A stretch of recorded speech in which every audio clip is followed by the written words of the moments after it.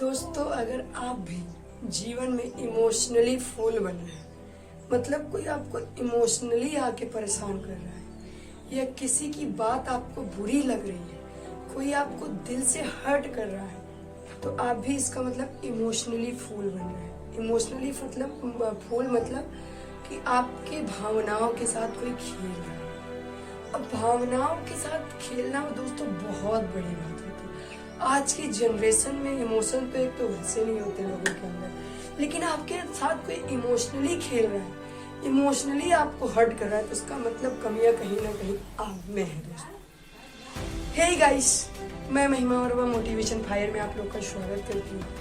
दोस्तों, आज मैं एक यूनिक टॉपिक लेके आई हूँ जो मेरा आपका सबके लिए अच्छी टॉपिक हो सकती है। जनरली चाहे मैं हूँ या आप हैं, जनरली कोई लड़का है या लड़की है या कोई हस्बैंड वाइफ है, जितने भी रिश्ते उठा लीजिए, भाई बहन, जो भी आपको लगता है, हर रिलेशन में कहीं ना कहीं लोग इमोशनली फूल बनाते हैं। मेरा ये मतलब इमोशनली अटैचमेंट होता है दोस्तों। चाहे भाई बहन का रिश्ता, चाहे पति पत्नी का रिश्ता हो, चाहे लवर्स का हो, चाहे जिसका हो। तो आजकल का जो ट्रेंड चल रहा है दोस्तों, अगर हम उसको बारीकी से अध्ययन करेंगे तो हमें समझ में आएगा कि आजकल लोगों के इमोशन के साथ खेलते हैं। एक बिजनेसमैन आपकी नब्ज को पकड़ता है, उसको कैसे मोल्ड करता है आप समझ भी नहीं पाते। अगर मैं सेल्स मार्केटिंग की बात करूं, जहां तक मेरा एक्सपीरियंस है, मेरा अनुभव है, क्योंकि मैं भी सेल्स मार्केटिंग में थी 2021 में, शायद 6 मंथ ही मैं ज्यादा वहां पे टिक नहीं पाई। मेरे अंदर कमियां थी, मैं लोगों को बेवकूफ नहीं बना पाती थी। सेल्स मार्केटिंग का सिंपल सा फंडा है दोस्तों, लोगों को सीधे शब्दों में कहूँ तो मोल्ड करके अपनी बात मनवा दो। चाहे आपकी बात में सच्चाई हो या ना हो, लेकिन वो आपका ब्रेन ऐसे वास करते हैं कि ऐसा लगता है बस जो कुछ बोल रहे हैं यही बोल रहे हैं, इसके अलावा तो कुछ है ही नहीं। अगर मैं सेल्स मार्केटिंग की जड़ तक जाऊं दोस्तों, तो जितना मेरा एक्सपीरियंस आज तक का रहा है, जो भी मैंने जॉब के अकॉर्डिंग देखा, सीखा, जाना, लोगों से, तरह तरह के लोगों से, दिन भर में हम लोग 100 लोगों से, 150 लोगों से, 200 लोगों से तक मिल लेते थे। हम तो क्या करते थे, मैं अपना एक्सपीरियंस अगर शेयर करूं तो आप लोग हंसेंगे। मैं जिस सेक्टर में थी वहां पे दोस्तों, लोगों से मिलने के बाद सबसे पहले हाय हेलो नमस्ते झुक के, मतलब ये, फिर अपनी बात मनवानी होती थी। तो मेरा थोड़ा अलग तरीका था। मैं लोग से दूर से, हेलो सर, ये चाहिए क्या सर, आप यूज कर रहे हैं? नहीं, इंटरेस्ट नहीं, ठीक है sir, thank you so much, मिल के अच्छा है। इतना करके मैं हट लेती थी, मैं मतलब आगे बोल ही नहीं पाती थी। और जबकि सेल्स मार्केटिंग का रूल ये कहता है कि जब तक कस्टमर से आप कम से कम एक कस्टमर का 10 मिनट तो टाइम आप लीजिए। अगर दोस्तों आप लोग सेल्स मार्केटिंग में हैं, आजकल की ज्यादातर नौकरियां मार्केटिंग सेक्टर से आ रही है। आजकल बेरोजगारी का स्तर बढ़ रहा है, तो लोग मार्केटिंग सेक्टर, बैंकिंग सेक्टर, कोई प्रोडक्ट बेचने का, कोई कुछ लोग जा रहे हैं। जाना पड़ता है, लोगों को करना पड़ता है, परिवार के लिए, फैमिली के लिए, माता पिता के लिए। तो दोस्तों वहाँ पे क्या होता है, कुछ लोग हमारे इमोशंस के साथ खेलते हैं। इमोशन से मेरा मतलब है, जैसे कहीं आप बाहर निकल रहे हैं, सपोज दैट आप अपना घर छोड़ के जा रहे हैं कहीं, एक गांव का जो मेंटालिटी होता है, लोगों की उतनी विकसित नहीं है।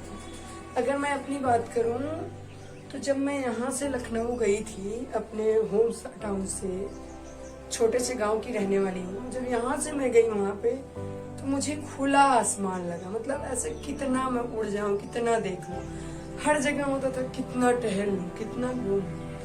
लेकिन टहलने पे, लोगों से बात करने पे, समझने में थोड़ा मुझे टाइम लगा। तरह तरह के मतलब चीजें जब मेरे सामने आती थी, मुझे मतलब नहीं पता था, क्योंकि गांव में क्या होता है, एक जकड़ा हुआ माहौल होता है।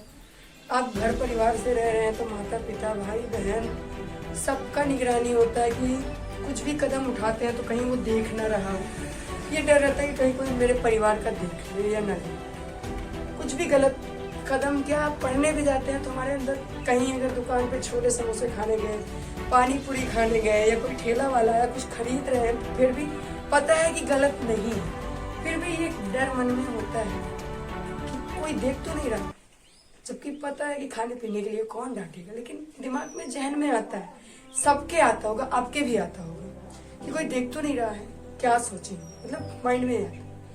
जब मैं दोस्तों वहां गई तो मैंने एक चीज सीखा कि चाहे लड़का हो या लड़की, चाहे जिस रिलेशनशिप में थे, हस्बैंड वाइफ का भी मैंने देख लिया, बॉस और एक ऑफिस और जो बीच में वर्कर्स थे, ओनर और वर्कर्स का भी बिहेवियर मैंने देखा, मैनेजर एंड जो उनसे नीचे एम्प्लॉइज थे उनका भी मैंने बिहेवियर देखा। मतलब एक द्वंद्व होता था। द्वंद्व किस टाइप का? द्वंद्व मतलब लास्ट तक एक द्वंद्व ऐसे होता था कि तू नहीं मैं सही कह रहा हूँ। मार्केटिंग का रूल है भाई, अगर आप 10 तरह के लोगों के साथ काम कर रहे हैं, 10 तरह की बिहेवियर वाले, 10 तरह की मेंटालिटी के वाले लोग आपके साथ काम कर रहे हैं, जो ब्रांच हेड है, जो मैनेजर होता है हमारा, भाई उसने कुछ तो अच्छा किया होगा या अलग किया होगा लोगों से, तभी तो 20-22 साल की उम्र में वहां तक वो अचीव करके बैठा है। अब उसको दुनिया की जितनी समझदारी है, आई नो हम लोग नए होते हैं, प्रेशर होते हैं, हमें नहीं पता होता कि दुनिया हमारे सामने कैसी है, बस हमें झोंक देती है। झोंकने का मतलब घर वालों का प्रेशर होता है कि भैया तू कमा, 18 साल 20 साल 22 साल तक तुझे पढ़ाई लिखाई इतना तेरे लिए 4 लाख 5 लाख 10 लाख खर्चा किया, अब तू कमा के दे मुझे। और जरूरी भी है, आज का जो मतलब सिस्टम है, अगर हम कमाएंगे नहीं तो खाएंगे क्या, ये सबके साथ होता है। तो दोस्तों ऐसे होता था, मैं अपनी अगर एक्सपीरियंस से शेयर करूं, मेरे साथ ऐसे होता था, मेरा किसी से बनता नहीं। बनने का मतलब ये, ना मेरी ओनर से बनती थी, ना मेरी जो मेरे ओनर के नीचे थी उनसे बनता था, ना मेरा क्रू लीडर से बनता था, ना मेरे साथ वालों से बनता था। मैं अकेली पड़ जाती, किसी से मेरी मतलब बनती ही नहीं। बनती क्यों नहीं थी? मेरे अंदर मतलब सुनने की प्रवृत्ति नहीं थी। सुनने मतलब कोई कुछ भी बोल रहा है, वो होता है ना भैंस के आगे बीन बजावा, भैंस खड़ी पड़ रहा है, वही हाल मेरा था। कोई कुछ भी बोले, करते वही थे जो मेरा मन था। मतलब अगर मेरी ब्रांच हेड मुझे डांट भी रही है कि मैं तुम्हें कल से ये काम नहीं करना है, ये नहीं करना, तो उसको जरूर करते क्यों? क्योंकि मुझे गुस्सा आती थी। भाई बात बात पे इतना कौन रोकता है, इतना कौन रोकता है? कहीं पे भी जाते हैं तुरंत शुरू हो जाते हैं, खाने पीने में भी, उठने बैठने में भी, हर जगह टोकते हैं। तो भाई मार्केटिंग का रूल है कि वो आपको, जब आप फ्रेशर होते हैं, कहीं जाते हैं, जॉब करते हैं, कहीं आप कुछ करते हैं, तो वहाँ आपको गाइडेंस देते हैं कि बेटा आप ऐसे नहीं ऐसे बोलो। पहला रूल ही वहाँ पे जो सिखाया जाता है कि 5 स्टेप ये होता है, 8 स्टेप ये होता है, स्किल्स ये होनी चाहिए आपके अंदर ये इम्प्रूवमेंट होने चाहिए, तब जाके आप अगले स्टेप पे जा पाएंगे। अगर आप नए हैं, आपका प्रमोशन तभी होगा जब आप इतने क्राइटेरिया आज हिट कर देंगे या इतना गोल आप हिट कर देंगे, उसके बाद ही आप आगे बढ़ पाएंगे। अब मेरा तो पहले तो मजे मजे में एंजॉय है भैया, 2 महीने तो मस्ती में बीत गए, पता भी नहीं चला, प्रमोशन हो गया। जब क्रू लीडर वाली जिम्मेदारी मेरे अंदर आने लगी, स्किल्स मतलब सीखने पड़े मुझे, तब मुझे एक बंदे को टीम में हायर भी करना सीखना था। तब मुझे अपनी टीम में लोगों को भी मैनेजमेंट करना सीखना था।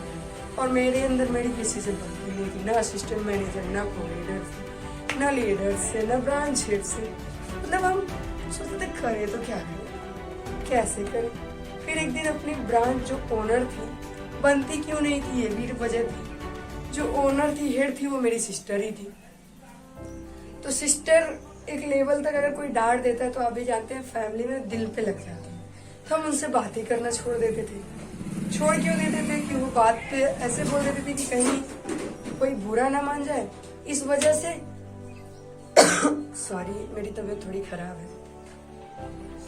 लोगों को लगता था कि कहीं बुरा ना मान जाए महिमा, ये रिश्ता ऐसा था कि कहीं घर से कंप्लेन ना आने लगे कि क्या करवा रही है। तो वो बात पे मुझे सुना देती थी, जब वो सुना देती थी तो मुझे गुस्सा आ जाता था। ऐसे ऐसे चलता रहा दोस्तों, 6 महीने मैक्सिमम बीते, मैक्स टू मैक्स। यहाँ से लेके मैं देहरादून तक घूमी, लखनऊ से देहरादून, इलाहाबाद, बात करूँ प्रताप,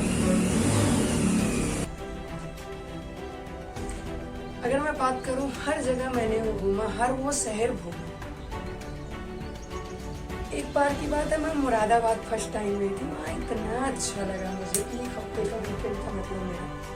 इतना मजा आया कि वहाँ पे खुल के एकदम ऐसा लगा कि भाई अब तो आसमान को जीत रहे हैं, इंजॉय कर रहे थे। जब देहरादून पहली बार गए तो समझ में आया कि भाई पहाड़ क्या होते, नदियाँ निकलती कैसे। इंटरेस्ट तो बचपन से ही इतिहास, भूगोल, नागरिक शास्त्र में था।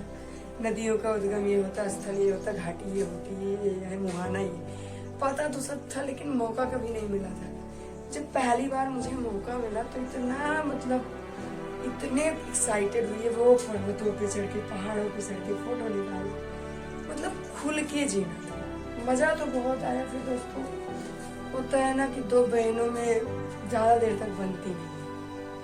वहाँ पे मेरी दीदी से बनती ही नहीं थी, कुछ भी बोलती थी मैं गुस्सा आ जाती थी तो कंप्लेन घर पे आ जाती थी। अब मेरे मामा की लड़की थी तो तुरंत बुआ महिमा ऐसे कर रही है। अब घर वाले भी परेशान, चल क्या रहा है इसके साथ, और जिसकी वजह से मैं डिप्रेशन में रही।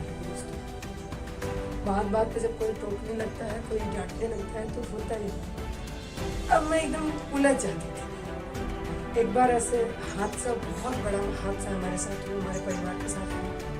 हमने अपनी बड़ी बहन को खो, तो बस उसी दिन आए थे घर। फिर हुआ ये कि वहाँ से निकले, मूड ऑफ था। 2 दिन बाद फिर वापस लखनऊ गए तो दीदी भी एकदम परेशान रहने लगी और मैं भी परेशान रहने लगी। फिर ऐसे हुआ कि मैंने मतलब एकदम से बोलना ही छोड़ दिया, किसी से कोई बात नहीं। जो महिमा का एक अलग चेहरा था कि बात पे हंसना, मुस्कुराना, वो सब कुछ मुझे छोड़ दिया। मैं मतलब अपने इमोशन में ऐसे बह गई, अपने दुख को अपने ऊपर इतना हावी होने दिया कि मैंने अपना अस्तित्व ही मतलब डिप्रेशन, एंजाइटी, सब बीमारियां मेरे अंदर हो गई। हर वो बीमारी जो नहीं थी, जो एक 80 साल के बुजुर्ग के अंदर नहीं है, वो बीमारी मेरे पास आ गई और अभी भी मैं उससे लड़ रही हूँ। अगर मेरी तबीयत आज खराब है तो वही नहीं, समझ नहीं आता था कि मैं कर नहीं। फिर घर आए, जनरली भैया है ऐसे बोले कि बेटा अब एक काम कर, तू मत जा। मुझे भी अच्छा लगा बात नहीं, लेकिन दीदी भी कॉल की कि मैं क्या अब करने को कोई मुझे वही नहीं नजर आ रहा, ऐसा लगा सब बेकार। तब वहीं से शुरुआत मैंने किया दोस्तों एक नए चीज की, एनालिसिस की, पढ़ने की। तो जब मैं पढ़ने लगी तो जीवनी ऐसे पढ़ती थी कि ऐसा लगता था वाह। जब डिप्रेशन होता है तो उससे भाई निकलने के लिए तो कुछ ना कुछ करना पड़ेगा। तब मैंने स्टार्ट किया अलग अलग टाइप्स के बुकें पढ़ना। मेरे एक माने जाने गुरुदेव हुआ करते हैं, अभी भी हैं, और अभी भी मैं उनके मार्गदर्शन में ही काम करती हूँ। मेरे कोचिंग के सर हैं, बहुत मानते हैं, तो हर जगह पे वो मोटिवेट करते हैं, सलाह देते हैं, गाइडेंस देते हैं, और हाँ डांटते भी जबरदस्ती। आज बस जनरली ऐसे रिपोर्ट देके और पल भर सुनाया मुझे, उतना आप नहीं बोल पाएंगे जितना उन्होंने बोला। और मेरे अच्छे के लिए मुझे बुरा भी नहीं लगा दोस्तों, क्योंकि भाई जब कोई भला चाहता है तभी डांटता है। माँ बाप, गुरु की डांट हमें कड़वी जरूर लगती है, लेकिन उसमें हमारा हिस्सा छिपा होता है। वो अपने लिए नहीं परेशान होते, वो हमारे लिए परेशान होते। तब से मैंने सीखा कि इमोशनल अटैक क्या होता है, मतलब इमोशनली फूल हमें नहीं होता। आजकल का जो दौर चल रहा है, लाइफ में, लव में, दुनिया में, हर तरह से लोग आपको इमोशनल करेंगे, इमोशनली अटैक ज्यादा करेंगे, तो उससे बचिए। अगर आपसे कोई बिना वजह ही तो कोई कुछ बोलेगा नहीं। माँ बाप, गुरु के सिवा हर रिश्ते में स्वार्थ छिपा होता है। इवन भाई बहन के भी रिश्ते में कहीं तक स्वार्थ आ जाता है दोस्तों, जबकि भाई बहन का रिश्ता सबसे पवित्र होता है। लेकिन अगर आप देखेंगे तो सबसे ज्यादा झगड़ा, सबसे ज्यादा तकरार भाई बहन के बीच होता है। तो ये ऐसे क्यों कर रहा है, बचपन की लड़ाइयाँ याद आ जाएंगी। चॉकलेट के लिए, एक छोटे से चॉकलेट के लिए झगड़ा हो जाता है कि तू इतना ज्यादा लिया है, मैं इतना कम लिया। मैं अपनी ही बात बता रही हूँ।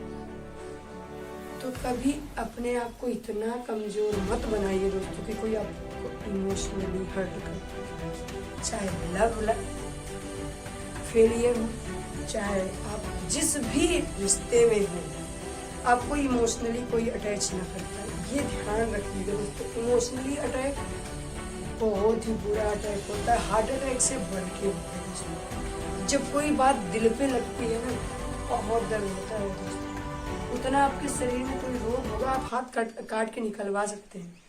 हाथ में कैंसर होता है, लोगों का हाथ कट जाता है लेकिन बॉडी बची रहती फिर भी जिंदा रहते हैं। लेकिन अगर दिल पे दर्द होता है ना दोस्तों, तो सीधे प्राण निकलते हैं और कुछ नहीं। तो जितना हो सके इमोशनली अटैक से बचिए। कोई आपके इमोशन के साथ खेले, इतना किसी को हक मत दीजिए। चाहे आप लव लाइफ में हो या फिर जिस भी रिश्ते में हो, चाहे पति पत्नी के रिश्ते में हो, चाहे लव लाइफ में हो, चाहे आप स्टूडेंट लाइफ में हो, चाहे जिस भी रिश्ते में हो, आप अपने इमोशन के साथ कभी भी किसी के साथ मत खेलने दीजिए। सुनिए सबकी, करिए अपने मन की। अवधी भाषा में एक कहावत है, मेरी मम्मी अक्सर मुझसे बोलती है, सुना सब करा अपने मन की। तो वही हाल है, सुनिए सबकी, करिए अपने मन की। मेरी मम्मी गांव की है तो अवधी भाषा का ही ठेठ अवधी का प्रयोग करती है। खड़े हिंदी उनकी समझ में नहीं आता, बोल नहीं पाएंगी, आने को सब आएगा। इंग्लिश तक उनके सामने बात करेंगे तो वो भी समझ लेंगे, लेकिन बोल नहीं। अगर वो खड़ी हिंदी में बात करेंगे तो आप हंसेंगे। माता पिता कभी कभी होता है ना कि एम्बुलेंस को कुछ और बुलाते हैं, तो ऐसे ही। और मुझे हंसी नहीं आती भाई, कमियां हैं। जो जिस माहौल में थे उस माहौल में पड़े बड़े थे। आज हमारा माहौल चेंज है तो हम इंग्लिश टू इंग्लिश बात करते हैं। हम हर चीज जान रहे हैं, हमें 10-10 लैंग्वेज आती है। सीखने का क्या है, सीखते हैं। लेकिन माँ बाप और गुरु कभी आपका बुरा नहीं चाहेंगे दोस्तों। तो जो भी गाइडेंस आपको मिलता है आपके बड़ों से, छोटों से, बच्चों से, टीचर से, अभिभावक से, पेरेंट्स से, भाई बहन के रिश्ते से, या आपके रिलेशन में जितने भी मासी, दादा, दादी, मामा, मामी, नाना, नानी, जो भी आपको सिखा रहे हैं उसको सीखिए, कैजुअली सुनिए, उसके बाद रिएक्ट करिए दोस्तों। पहले मत बोलने लगिए कि एक वर्ड सुना रहे हैं कि आप 10 बोल दें। सुनने की क्षमता को बढ़ाइए। जो गलतियां मैंने की हैं वो आप मत करिए दोस्तों। मैंने लाइफ में बहुत सारी गलतियां की हैं। कोई कुछ बोलता था, सुनते नहीं तो तुरंत सुना के भाग आते थे। ये मेरी सबसे बड़ी कमी थी। अगर मैं अपनी कमियां बताने लगूंगी तो आप लोग हंसेंगे कि ये भी कमी होगी। आज का टॉपिक यहीं तक, थोड़ा लंबा हो गया वीडियो दोस्तों, आई नो, बट कोशिश करिएगा कि आप पूरा देखें। पूरा देखेंगे तभी इसका साथ समझ में आएगा आप लोग को। और अपने एक मित्र के साथ सब जरूर शेयर करिएगा ताकि वो भी इमोशनली फूल बनने से बचे, वो भी लव पर उतना भरोसा ना करे जितना लोग आजकल की जनरेशन आंख मूंद के करती है। वो भी उस रिश्ते की गरिमा को समझे जो रिश्ता होना चाहिए। एक्चुअल में माँ बाप क्यों परेशान होते हैं? ताकि मेरे बच्चे के साथ गलत ना हो। एक टीचर्स क्यों परेशान होता है? ताकि मेरा शिष्य जो है, मेरा चेला जो है, मेरा स्टूडेंट जो है, वो लाइफ में कभी गिरे ना। जरूरी नहीं हर टीचर IAS बन जाता है जो IAS की प्रिपरेशन करवाते हैं, लेकिन उनसे ज्यादा नॉलेज एक गुरु के पास होता है। एक टीचर IAS, PCS, नेता, राजनेता हर चीज बना सकता है, लेकिन हर क्वालिटी इंसान के अंदर नहीं हो सकती कि वो टीचर बन सके। गौर करिएगा मेरी एक एक लाइन पर दोस्तों। अगर वीडियो अच्छी लगी हो तो अपने दोस्त के साथ शेयर करिएगा। और चैनल को सब्सक्राइब करने के लिए मैं नहीं बोलूँगा, क्योंकि मर्जी आपकी है दोस्तों। अगर कुछ आपको अच्छा लगे, सच में लगे कि इस चैनल से मुझे कुछ मिल रहा है, तो चैनल को सब्सक्राइब कर दीजिएगा और शेयर कर दीजिएगा। बेल आइकन जरूर प्रेस करिएगा दोस्तों। अगर कुछ नहीं मिल रहा, लग रहा है कि बस फिजूल बकवास कर रही है, बातें कर रही है, तो सब कर सकते हैं, मैं भी कर सकता हूँ, तो ट्राई करिएगा। और आपके इस जुनून को मैं प्रणाम करूंगी और एक दिन झुक के कभी मिलेंगे तो जरूर सलाम करूंगी कि वाह, आपके जज्बे को सलाम किया, आपने कुछ तो किया। आप कमेंट बॉक्स में जो भी प्रॉब्लम्स आ रही हैं, जो भी आपकी प्रॉब्लम्स हैं, जो भी दिक्कतें हैं, मेंशन करिए। मैं उस पर वीडियो बनाने की पूरी कोशिश करूंगी, अपना 100% देने की पूरी कोशिश करूंगी दोस्तों। अगर आपको लग रहा है कि ये लड़की मेहनत कर रही है, दिल से कर रही है, सच में कर रही है, तो आप अपनी कमियों को पहचानिए। जो भी आपके साथ प्रॉब्लम्स है उसको शेयर करिए, अपने गुरु से, अपने टीचर से, अपने मित्रों से तो बिल्कुल मत बताइएगा। एकाध मित्र जो वो उनसे शेयर करिएगा, और परिवार में जरूर बताइएगा, माता पिता से, ताकि वो आपको बेहतर सलाह दे सके। एक से भले दो होते हैं, बट दो से भले तीन नहीं होते। तो इस चीज से बचिएगा दोस्तों। आज के लिए यहीं तक, फिर मिलेंगे कल एक नए जोश, एक नए होश, एक नए उल्लास के साथ। तब तक हो सकता है मेरी तबीयत में भी थोड़ी बहुत सुधार आ सके दोस्तों, क्योंकि मेरा स्नोफिल बढ़ गया है, इस वजह से मेरा वॉइस स्लो हो गया है। जय हिंद, जय Bharat. Thank you so much दोस्तों। नेक्स्ट वीडियो का इंतजार है।